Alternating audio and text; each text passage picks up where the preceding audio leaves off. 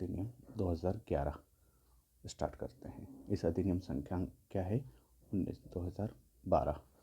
राष्ट्रपति की स्वीकृति 5 अक्टूबर 2012 को प्राप्त हुई। राज्यपाल की स्वीकृति 23 मई 2011 को प्राप्त हुई। अधिनियम छत्तीसगढ़ राजपत्र के साधारण राजपत्र में 6 नवंबर 2012 को प्रकाशित हुआ।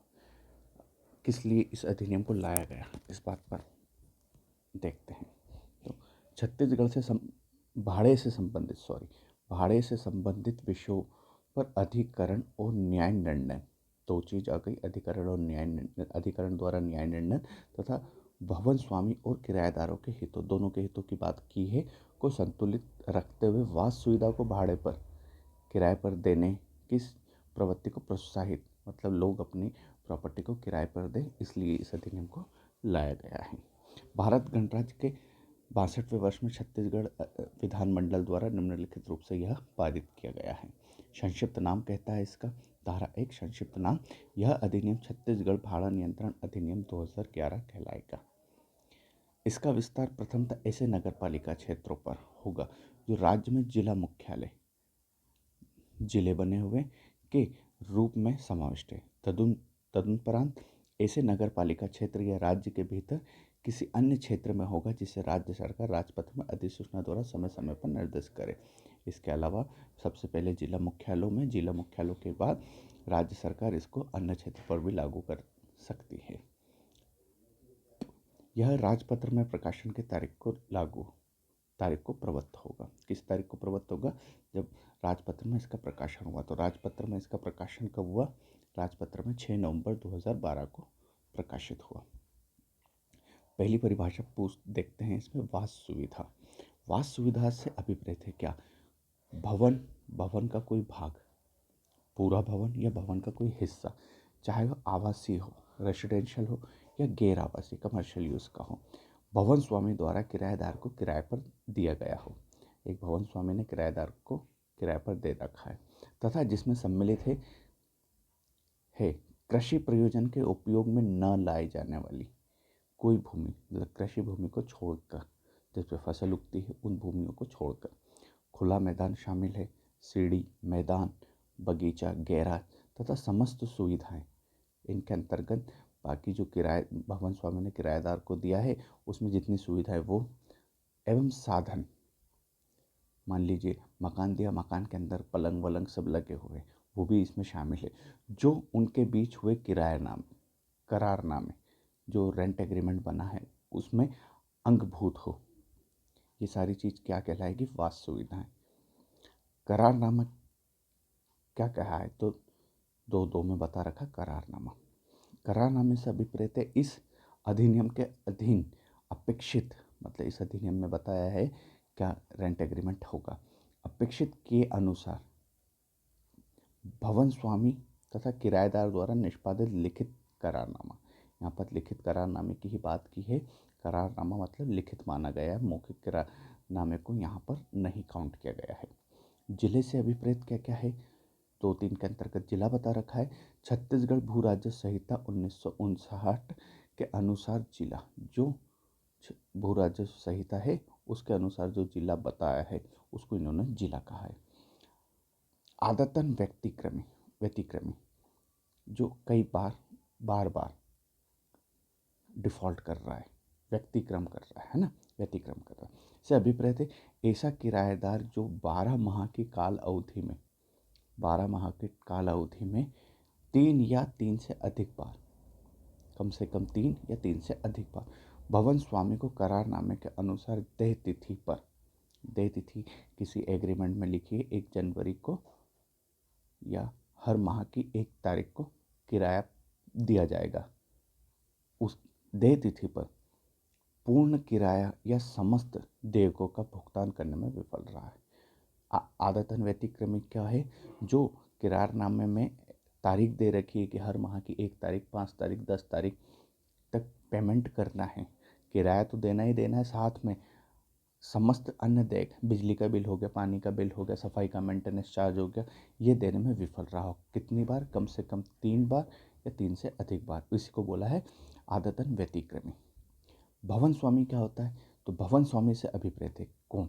ऐसा व्यक्ति जो किसी वास सुविधा का भाड़ा चाहे अपने स्वयं के लेखे, चाहे स्वयं के लिए या किसी अन्य व्यक्ति के लेखे, अन्य व्यक्ति के लिए या उसकी ओर से या उसके लाभ के लिए, किसी थर्ड पर्सन की बात करी है, के लिए या किसी अन्य व्यक्ति के न्यासी, पालक, रिसीवर की हैसियत से तत्समय प्राप्त कर रहा है। कहने का मतलब है कि एक व्यक्ति, ये ए नामक व्यक्ति है, ये इसने बी को किराए पर दिया, ये इससे किराया प्राप्त करता, फिर चाहे भवन स्वामी हो सकता है, भवन ए ने अपना किराया लेने के लिए सी को अपॉइंट किया, तो सी या डी या ई जो भी है, जो भी किराया ले रहे हैं, इनको क्या बोला इन्होंने, भवन स्वामी, किराया प्राप्त करता, यह प्राप्त करने का हकदार है।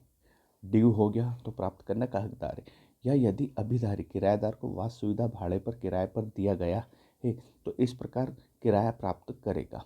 अगर इसको मकान किराए पर दिया है बी को तो इससे किराया प्राप्त करने का अधिकारी या भाड़ा प्राप्त करने का हकदार होगा। जैसे ही कोई चीज़ ड्यू हो जाती है तो उसका अधिकार जनरेट हो जाता है कि अब ये किराया प्राप्त उससे कर सकता है। इसके बाद आता है नगर पालिका क्षेत्र।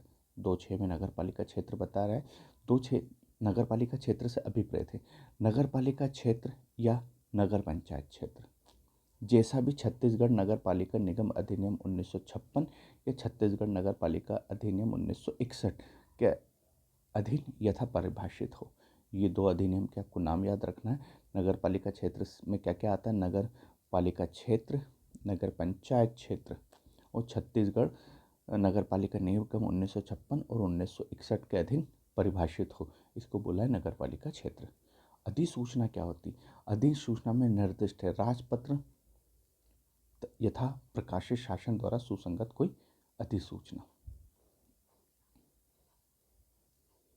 अब पुराना अधिनियम 8 कहता है, 2(8) कहता है पुराना अधिनियम। क्या होता है पुराना अधिनियम? पुराने अधिनियम से अभिप्रेत है छत्तीसगढ़ स्थान नियंत्रण अधिनियम 1961। मध्य प्रदेश और छत्तीसगढ़ का जो अधिनियम था वो 1961 उसकी बात करी है कि समस्त संशोधन, अधिनियम तो है, मूल अधिनियम है, साथ ही इसमें जो संशोधन किए गए इनको कहा गया है पुराना अधिनियम। अब है दोनों, किराया, भाड़ा। भाड़े से अभिप्राय है वह सुविधा के लिए किराएदार द्वारा भवन स्वामी को देय प्रतिफल। जो भी किराया डिसाइड होता है इस मकान का यूज़ करने पर, जो किराया मिलना है, हकदार है प्राप्त करने का भवन स्वामी, उसको बोला इन्होंने किराया, भाड़ा। 2(10) कहता है भाड़ा नियंत्रक। कौन होता है भाड़ा नियंत्रक? अधिनियम की धारा 7, किस अधिनियम की? छत्तीसगढ़ भाड़ा नियंत्रण अधिनियम 2011 की धारा 7 की उपधारा 1 के अंतर्गत इस प्रकार नियुक्त अधिकारी को क्या बोला इन्होंने, भाड़ा नियंत्रक। 2(11) कहता है भाड़ा नियंत्रण अधिकरण। इसमें अधिकरण भी बना हुआ है। अधिकरण से अभिप्रेत है अधिनियम की धारा 6(1) के अंतर्गत गठित निकाय। 6(1) के अंतर्गत गठित निकाय है वो क्या हो जाएगी, भाड़ा नियंत्रण अधिकरण। भाड़ा नियंत्रण अधिकारी भाड़ा नियंत्रण अधिकारी 7(1) में बता रखा है। निरसित अधिनियम 2(12) में बता रखा है। निरसित अधिनियम से छत्तीसगढ़ स्थान नियंत्रण अधिनियम 1961 मतलब पुराना अधिनियम एवं इस सहित इस अधिनियम की धारा 10(1) के अंतर्गत प्रवृत्त निरसन के दिनांक तक के समस्त संशोधन। ये जब तक था इसमें जितने भी संशोधन हुए वो सारे क्या कहलाएंगे, निरसन अधिनियम, पुराना अधिनियम के। 2(13) कहता है सामाजिक उपताप। क्या होता है सामाजिक उपताप? सामाजिक उपताप से विपरीत है ऐसा किराएदार। कैसा किराएदार? ऐसा किराएदार जो समस्त वास सुविधाओं का उपभोग अनुसूची 4 के सरल क्रमांक 10 में सूचीबद्ध कोई या समस्त क्रियाओं हेतु करता है। इसमें अनुसूचियां दे रखी, अनुसूची 4 की क्रमांक 10 में सूचीबद्ध कोई या समस्त क्रियाओं हेतु करता है। क्या कार्य ऐसे कार्य करता है? इन्होंने यहाँ पर इस कार्य को क्या बोला है, सामाजिक उपताप। इसके बाद है किराएदार की परिभाषा। 2(14) में है किराएदार से अभिप्रेत है कोई व्यक्ति जिसके द्वारा स्वयं या जिसके लेखे या जिसकी ओर से भाड़ा किराया दे है, भूस्वामी जिससे किराया ले सकता है उसको किराएदार बोला है, या जिसको भवन स्वामी को कोई किराया देना बाकी है, या अभिव्यक्त या विवक्षित संविदा न होने की दशा में किसी वास सुविधा के लिए उसके भवन स्वामी को देय होता। एग्रीमेंट लिखित नहीं है या विवक्षित संविदा है तो भी इसमें उन्होंने बोल दिया।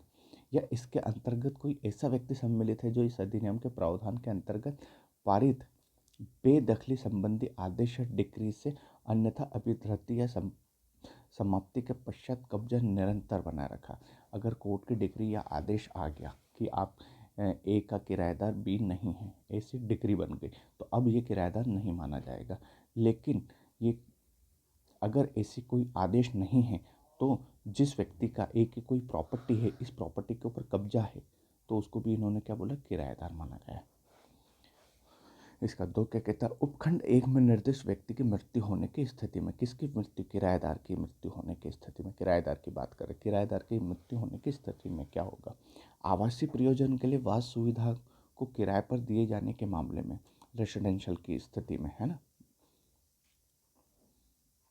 उसका उत्तरजीवी, उसके बाद पति है तो पत्नी या पति, उसके पुत्र पुत्री, माता पिता, जो सामान्यतः उसके साथ वास सुविधा या सुविधा में उसके परिवार के सदस्य के रूप में उसकी मृत्यु काल तक रहते हैं। जब एक व्यक्ति, एक की डेथ हुई, एक के साथ इसके मम्मी पापा बच्चे सब रहते थे, तो ये कौन कहलाएंगे, ये भी किराएदार अब कहलाएंगे मृत्यु के बाद। कब है, वास उसके परिवार के सदस्य के रूप में उनकी मृत्यु तक रहते हैं। जब इस व्यक्ति की मृत्यु हुई किराएदार की, जब उसके साथ होना चाहिए।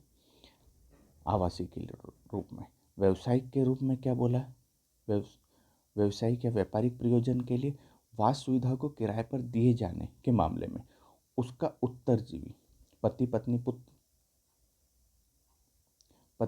पुत्र पुत्री, माता पिता, जो सामान्यतः ऐसे वास सुविधा में उसके मृत्यु काल तक उसके परिवार के सदस्य के रूप में उसके साथ मिलकर व्यवसाय करते।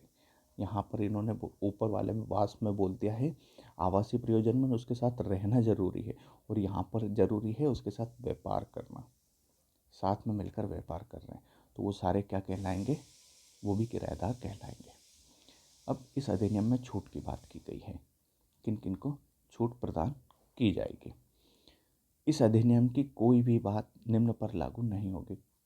किस किस पर लागू नहीं, शासन के किसी विभाग का तथा शासन द्वारा प्रायोजित या स्वामित्व के किसी मंडल या निगम से संबंधित उसके स्वामित्व का कोई वास स्थान जो गवर्नमेंट के पास है, इन चीज़ों को उन्होंने, गवर्नमेंट की प्रॉपर्टी को एक तरह से इन्होंने फ्री कर दिया, या गवर्नमेंट के कब्जे में है, गवर्नमेंट की क्रियाकलाप, गवर्नमेंट के ऑफिस खुले हुए, उन चीज़ों को इन्होंने इससे बाहर कर दिया। सेकंड कहते हैं, शासन द्वारा लोकहित में अधिसूचना द्वारा, मतलब शासन लोकहित में अधिसूचना द्वारा विशेष रूप से छूट प्रदान किए गए कोई अन्य भवन या भवनों की श्रेणी में जो आते हैं, इन सबको इन्होंने क्या है, छूट प्रदान कर दी इस अधिनियम के अंतर्गत। मतलब इस अधिनियम के प्रोविजन के अनुसार अपन उनके ऊपर वाद नहीं ला सकते। अभिधृति अनुबंध क्या होता है, अभिधृति अनुबंध 4 में बता रखा है, संपत्ति अंतरण अधिनियम 1882 की धारा 7 पट्टे की बात कर दी, मैं अंतर्विष्ट किसी बात के होते हुए भी, टीपी में कुछ भी लिखा उसके बाद लिखित में अनुबंध करार निष्पादित किए जाने के सिवाय, लिखित में जो एग्रीमेंट है उसके सिवाय कोई व्यक्ति इस अधिनियम के प्रारंभ होने के पश्चात, अधिनियम जब प्रारंभ हुआ उसके बाद किसी वास सुविधा को भाड़े पर नहीं देगा या नहीं लेगा। मतलब लिखित एग्रीमेंट के बिना आप इस अधिनियम को लागू होने के बाद किसी भी स्थान को किराए पर ना दे सकते हो, ना ही आप ले सकते हो, दोनों चीज़ों की बात करते हैं। इस अधिनियम के प्रारंभ होने के पूर्व, जहां अभिधृति प्रारंभ हुई, यह अधिनियम लागू हुआ उसके पहले से कोई किराएदारी चल रही है तो क्या होगा, तो इसके संबंध में यदि कोई अनुबंध पहले ही निष्पादित किया गया हो तो उसे भाड़ा नियंत्रक के समक्ष फाइल में दर्ज किया जाएगा। इस अधिनियम को लागू होने के पहले अगर इनके बीच में कोई अनुबंध बना हुआ है तो उसको किसके समक्ष दर्ज कराना कंपलसरी है, भाड़ा नियंत्रक के समक्ष दर्ज कराना कंपलसरी, और ये धारा 7 में बता रखा है कौन होता है। या सेकंड दे रखा है, यदि कोई अनुबंध निष्पादित नहीं हुआ है, एग्रीमेंट ही नहीं बना, तो भवन स्वामी और किराएदार उस अभिधृति से संबंधित अनुबंध लिखित में निष्पादित करेंगे। एग्रीमेंट पहले से बन गया है तो अब ये इसको निष्पादित करेंगे और उस भाड़ा नियंत्रक के समक्ष यथावत दर्ज कराएंगे। पहले मैं बता दिया कि अगर लिखित में कोई अनुबंध पहले से बना हुआ है तो आप उसको भाड़ा नियंत्रक के समक्ष दर्ज कराओगे, और अगर अनुबंध नहीं है तो अब इस अधिनियम के लागू होने के बाद उस अनुबंध करोगे, और अनुबंध को कहाँ पर दर्ज कराना है? भाड़ा नियंत्रक के समक्ष दर्ज कराना है। परंतु जहाँ खंड क के अधीन भवन स्वामी और किराएदार संयुक्त रूप से अनुबंध दर्ज कराने में विफल रह गए, न मकान मालिक गया न किराएदार गया, दोनों में से कोई भी नहीं गए, या खंड बी के अनुसार अनुबंध निष्पादित कराने में विफल रहते हैं अधिनियम लागू होने के बाद की स्थिति, तो ऐसे भवन स्वामी और किराएदार पृथक पृथक रूप से ऐसी अभिवृद्धि के बारे में जानकारी दर्ज करा सकेंगे। जब आप दोनों ए और बी मकान मालिक और किराएदार है, या तो साथ में जाओ, अगर साथ में नहीं जा सकते हो तो आप अलग अलग जाओ। कहाँ जाना है आपको? धारा 7 में जो बता रखा है उसके यहाँ पर जाके इसको दर्ज कराना रहेगा। 3 कहता है उपधारा 1 में निर्दिष्ट उपधारा 2 के अधीन निष्पादन के लिए अपेक्षित प्रत्येक अनुबंध ऐसे विधि रूप फॉर्मेट में होगा तथा ऐसी रीति में ऐसे समय अवधि के भीतर दर्ज किया जाएगा जैसा विहित किया जाए। मतलब यहाँ पर रेंट एग्रीमेंट का एक फॉर्मेट दे दिया कि इसमें क्या क्या चीज़ आना ज़रूरी है, और एक टाइम पीरियड बता दिया कि इस टाइम पीरियड के भीतर आपको दर्ज कराना कंपलसरी होगा। Thank you.